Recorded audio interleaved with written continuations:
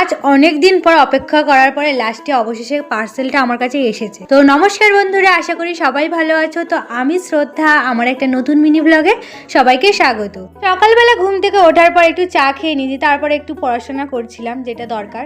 তো তারপর তুলসী গাছে একটু জল দেওয়ার পরে হঠাৎ করে দেখি আমার একটা পার্সেল এসেছে। তো এটা আমি অনেক দিন আগে অর্ডার করেছিলাম, তো এটা আসতে আমার প্রায় 8 দিন মতন লাগিয়ে দিয়েছে। আমার একটা মেকআপ ব্যাগের খুবই প্রয়োজন ছিল, যেহেতু মেকআপগুলো একটা বক্সে মানে একটা ঝুড়ির মধ্যে রাখতাম, তো সেটা একটু অগোছালো হয়ে যেত।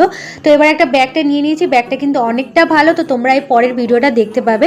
তো তারপরে করছিলাম একটু মুখে স্কিন কেয়ার, যেটা আমি মাঝে সাঝে একটু করে থাকি ঘরে থাকলে, যেহেতু শনিবার ছিল, কলেজ ছুটি, কি আর করবো। আর এই দেখো সেই ব্যাগটা অনেকগুলো কিন্তু খোপ ছিল, আর যে একটা চেন টানা ছিল ওর মধ্যে আমার ব্রাশগুলো রেখেছিলাম। তারপরে কি করব, সন্ধ্যাবেলায় করছিলাম প্রদীপ বানাচ্ছিলাম, যেহেতু 5টা প্রদীপ আজকে জ্বালাবো। তো মা এখানে প্রদীপের সন্ধ্যাগুলো জ্বালিয়ে দিচ্ছে। তো ভিডিওটা ভালো লাগলে অবশ্যই একটা লাইক, কমেন্টস, যারা সাবস্ক্রাইব করো।